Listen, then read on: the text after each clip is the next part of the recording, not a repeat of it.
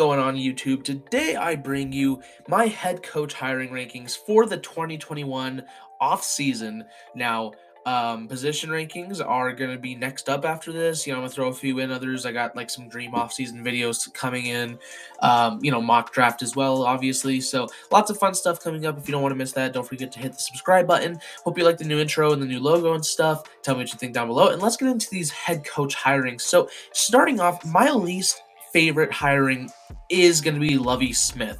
Now, it's unfortunate because I like Lovie Smith, and I actually think he's one of the better defensive coordinators in the league. And I don't honestly know how he's going to be as a head coach for the Texans. I don't expect them to do well, but I think the main reason why I dislike it is just because he's not the coach of the future. And I think that's pretty clear. I think the Texans know that. They knew it with David Culley as well, that he wasn't going to be the coach of the future, but he's kind of somebody to just fill in for right now. And I just think Lovie Smith is taking that role this year. And it's also a little disappointing because more than likely he probably leaves after this year for another team to go be a defensive coordinator elsewhere. And like I said, I think he's a really good defensive mind. So I think he'll bring some nice things. I think he's a better choice than David Culley, which I did give an F. I don't think this is an F hiring, but it's just pretty clear to me that it's a bridge head coach again. And I just don't know what he brings that much as a head coach. I think I would have honestly rather opted for Josh McCown just because at least you get to keep Lovie Smith as simply your defensive coordinator because we don't know. I mean, there's a lot of guys nowadays where they can only do a coordinator job and they can't be a head coach as well. So maybe Lovie Smith will. I don't expect him to win anything, still. But either way, it is my least favorite hiring. Regarding like Brian Flores as far as head coach, I think he would have been a great head coach. I just obviously don't see a team hiring somebody that's suing the NFL right now. I don't even know if the NFL would allow that. So as far as the hirings go, Lovie Smith is my least favorite of the bunch. Then at number 8, we have Josh McDaniels. And it's kind of tough with Josh McDaniels, because I think honestly as a head coach, like somebody that can come in, they'll be able to find talent. They'll call plays obviously most of the time, especially McDaniels. I think he is an upgrade over John Gruden. I don't think he's an upgrade over Rich Bisaccia. I really would have actually liked if they would have just kept Bisaccia in Vegas, and instead he's the special teams coordinator for the Packers now. And speaking of special teams coordinators, the Raiders literally went from the best in the league to the worst in the league. They just signed Tom McMahon. So, I was not high coming into this year with the Raiders. And I'm wondering, am I really going to be that much more high on them next year? Because even though they super surprised me and did really well this season, a lot of that was because of Rich Bisaccia. We've seen Josh McDaniels as a coach before, and it's not been good. He tore apart the Broncos when he got a chance, 10 years ago now? And so it's tough all around, right? Because you now got probably the worst special teams coordinator in the league. McDaniels, who's not proven to be anything in the past, and I don't know if he'll do it this time. Yeah, I don't know. It's just tough because the Raiders are not a good team, but then under Bisaccia really did become a solid team. And I think McDaniels is a downgrade from Bisaccia, honestly. So maybe he surprises me. Coaches do work out sometimes, even though they haven't in the past. But I don't like the hiring all that much. I don't think he'll end up being around long term. I'd say probably 3 years and then he's out. I just don't think this guy is built to be a head coach. So I'm not a big fan of the McDaniels hiring either. So I give it a D+. Number 7, I have Matt Eberflus, Colts defensive coordinator. This is kind of weird for me because on the one hand, he's going to make the Bears defense elite. I don't have a question about that. I mean, that's obviously, part of why they brought him in, because they know he's going to be great defensively. And who knows, like I said earlier, maybe he's not able to, do that much because he's not going to call defensive plays, actually. He's obviously going to be more oriented with the defense than offense, but he's not calling defensive plays, which is a good sign for me because that means, you're able to give your full attention to the rest of the team. And really, at the end of the day, my issue with this hiring does not come from it being Eberflus itself. Rather, I think it would have just been a much, much better idea to go with an offensive-minded head coach. And, people said, well, it's okay, because if he gets a really good OC, then that's fine.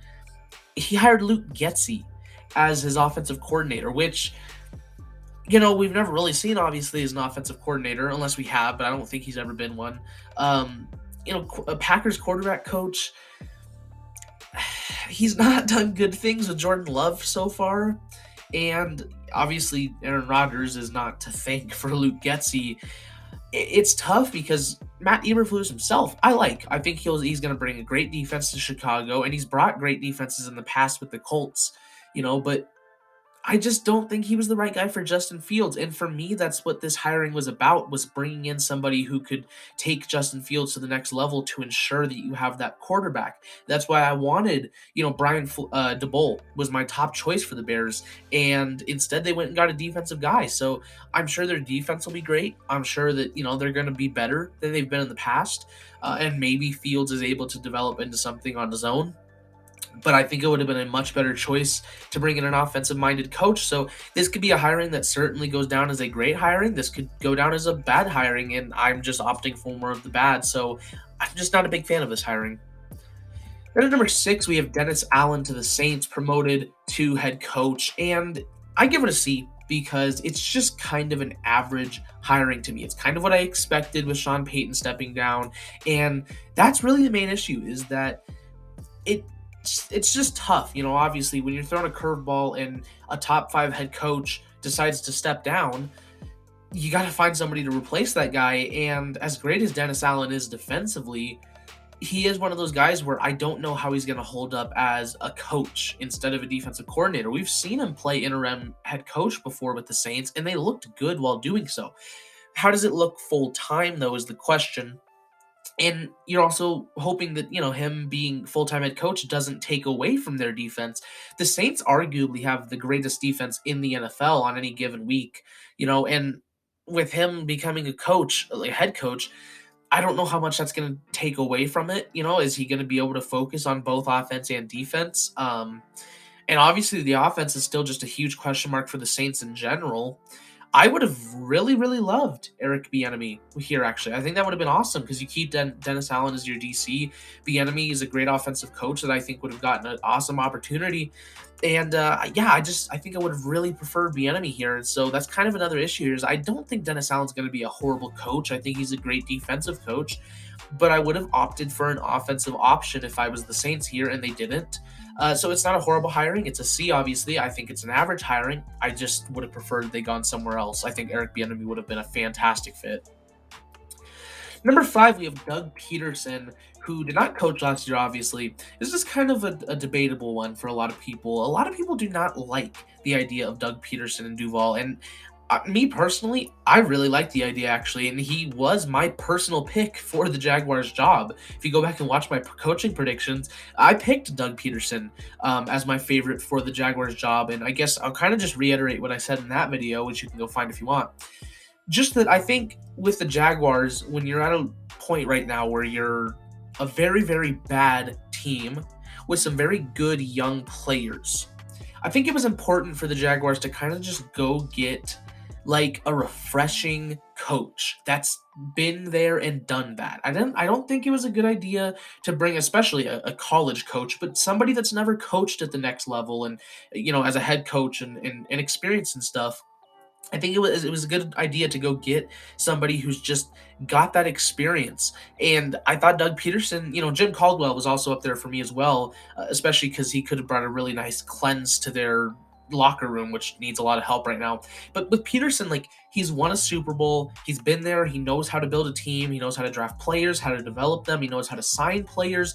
And so for a team like the Jaguars that's just in such a horrible place right now, I thought out of everyone, as far as an experienced guy that knows what he's doing, I thought Doug Peterson was the best choice. And, there's people that can argue that the Eagles in 2019 were a very, very poorly run team. And I can agree with that, certainly. But at the same time, I also think Doug Peterson was very tired of football. And there's a reason that he took a year off. And so I think with a year off from football and a new start and a team that's just looking for somebody to help them get out of this pit they're in, I really like the Doug Peterson hire, so it was definitely one of the better hirings in my opinion. So I liked it. I give it a B minus. Number 4, we have Mike McDaniel for the Dolphins, and another interesting one. I give it a B because I do like it. Overall, I like it overall. Do I think Mike McDaniel is going to lead the Dolphins to a Super Bowl? Unfortunately, not. I don't think it's that good of a hiring just because I don't think he's that kind of a coach. Certainly could be. I mean, he certainly could be. He's done some great things with the 49ers offense, but I just don't think he's a guy that, really becomes one of the better coaches in the NFL. As a person, he's awesome. A lot of people really like him. And I think he'll do good things with the Dolphins. Their big issue right now is obviously offense. So, having an offensive head coach, you're probably going to, go actually build an offensive line. And maybe he'll be able to do stuff with Tua because we've seen him take Jimmy Garoppolo to the Super Bowl once and almost to the Super Bowl again. So even with a quarterback of Tua's level, it's very possible that this team could get close to the playoffs or even in the playoffs.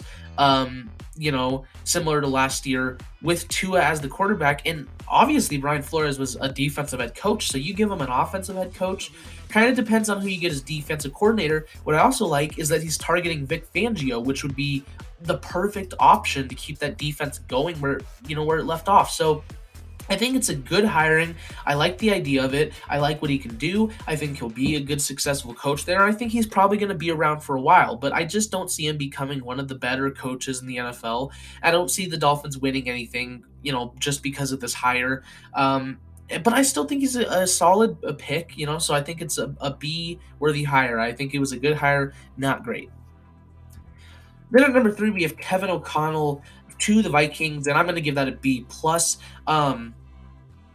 Yeah, I mean, I think it's kind of difficult for me because I think it's similar to what I just said about McDaniel that I don't think he's ever going to become like a top tier head coach in the NFL. However, unlike McDaniel, and obviously I haven't ranked him over him for a reason, unlike McDaniel, I think the Vikings are going to enjoy success with O'Connell. I think he's going to be a great young offensive minded coach, and he's going to lead the Vikings to some nice things. Now, the main reason why it's not an A here is that I would have preferred if the Vikings gone more of a defensive route. I think it's very likely that they're actually going to stay with Kirk Cousins for at least a few more years. Whether it's an extension or whatever, I think it's likely that they stick with Cousins for a bit more. And when you have such a talented offense, Irv Smith, Justin Jefferson, Dalvin Cook, I mean that's a very good young offense right there. So you build the offensive line, and I think the defense just at a point can be less important. Like obviously it is important, right? I mean, even a team like the Chiefs, they're not invincible, but you can have such a good offense that your defense almost just matters a little bit less. And if you're able to build that, which you very well can with the offense you already have, and then adding O'Connell now, I think you can build a winning team out of that and potentially a Super Bowl winning team. I think the Vikings are going to be one of the best teams in the NFL next year, and I'm sure O'Connell will be a part of that. Again, not an A plus to me. Well, especially not an A plus, but not an A to me, just because I would have preferred a defensive coach, let the offense do their thing, and then you have a defense that's really, stifling people as well. I think somebody like Dennis Allen or Matt Eberflus would have been the perfect candidate for the Vikings. To really just establish that defense and let the offense do their thing, but unlike Mike Zimmer, focus on the defense instead of trying to do both. And so I would have preferred that, but I think O'Connell is a great hire though for the Vikings. I think it'll lead to success. I think he'll be a good coach for them. So overall, I liked it, and I'd give it a B plus. It's my third hire. Number 2 is going to be Nathaniel Hackett for the Broncos. I give it an A minus. People don't like this move that much, but honestly, I think it makes a lot of sense because getting the obvious out of the way, it makes it pretty enticing for Aaron Rodgers to want to come to Denver. I mean, and then you go out and, get the Packers tight end coach and make him your offensive coordinator. If Denver gets Rodgers, this move was almost certainly one of the biggest reasons for that. And that alone would probably make this an A or A plus hiring if it got Aaron Rodgers onto your team either way. Besides Aaron Rodgers, I think Nathaniel Hackett is a great choice for the Broncos because they really needed an offensive-minded head coach. Like it seems like Dan Quinn, Kevin O'Connell, and Nathaniel Hackett were the finalists for the Broncos, and I'm just so glad that they decided not to go with Dan Quinn because I'm sure he'd be a fine coach, but he's a defensive-minded guy, and the Broncos need to move away from these defensive-minded head coaches because, yeah, you have a great defense every year, but you're not winning anything with it because the offense is just sucking so bad. So even if you're still with Teddy next year, or even Drew Lock, because I've said this before and it's very unpopular, but I still think Drew Lock can be something. Nathaniel Hackett gives you that chance to have something offensively with a good defense. And I loved the pickup of, I think it's DeHero, the Rams defensive backs coach, making him your defensive coordinator. Also a great move because he runs his defense really similar to, or well, he's going to run his defense very similarly to how Fangio did it. So then at that point, your defense is going to be on a similar level with an offensive coach that has proven before he can do something with not a lot. I mean, just look at the Jaguars in 2017. Like, he made Blake Bortles look like a good quarterback. So I certainly think he can help this offense be good enough to do something, especially if you get Aaron Rodgers. This is a great pickup for the Broncos and an A- to me. But my favorite head coach hiring, and it seems like a lot of people's favorite head coach hiring, at number one is Brian Daboll, and this is legitimately an A+ hiring to me. Brian Daboll was one of my hottest candidates coming into the year, and I just didn't know if the Giants were going to be able, firstly, to move on from Ben? No, who's their last head coach? I'm forgetting the name of now, of course, Joe Judge. The fact, I didn't know if they were going to be able to move on from Joe Judge alone. That alone was great that they moved on. I did not think that they'd be able to land a guy like Brian Daboll. And for me, it's just a perfect hiring and makes so much sense because on one level, I think he's going to be a great head coach. Obviously, that's the first thing to kind of think about is just that I think he'll be a good head coach. I think he can become, one of those Sean Paytons, Sean McVays, Bill Belichick. I think he can be, well, not quite Bill Belichick, but he can be up there with those guys, though. Beyond that, of course, is the fact that the Giants are a team that have always had a really good defense, but just struggle on offense. And this is why I would have loved it for the Bears because, you could have had this guy for Justin Fields. And instead, the Giants get him for Daniel Jones. Now, I still don't think Daniel Jones is the quarterback of the future, but that doesn't really matter because you go get yourself, CJ Stroud or a Bryce Young next year, and you got Brian Daboll to develop them with him calling your offensive plays. Patrick Graham did leave, unfortunately. That's the unfortunate part is because if Patrick Graham would have been there, that would have been just amazing. But unfortunately, he did leave, so we'll see who they hire as defensive coordinator. But in the meantime, it looks like the Giants are finally going to be able to start building up their offense into something respectful. And for me personally, I think offense is just more important than defense in the league today. We see it a lot now that teams that focus more on offense just end up winning. I think Daboll's the perfect hiring. I don't know what else to say other than that. I think he was perfect for the Giants. I think it was great to get him to move on from Joe Judge. And you're going to have a good quarterback of the future with pretty much whoever you have, I think, because Brian Daboll is just that kind of guy. So for me, this was an A+ hiring. If Patrick Graham stayed, it'd probably be an A++ hiring. It was the best one of the offseason, and for me, it was an A+, so that's my number one hiring of this offseason. But that is going to be the rankings, though. Thank you guys so much for watching. If you liked the video, don't forget to leave a like, subscribe, and hit the notification bell so you never miss an upload. Like I said, I got content coming soon. Positional rankings of, 20 to 50. Yeah, I got 50 receivers ranked coming soon. So if you want to stay tuned for that, don't forget to subscribe. Like I said, thank you guys so much for watching, and I'll see you guys in the next video. Bye-bye. Also, I'm sick.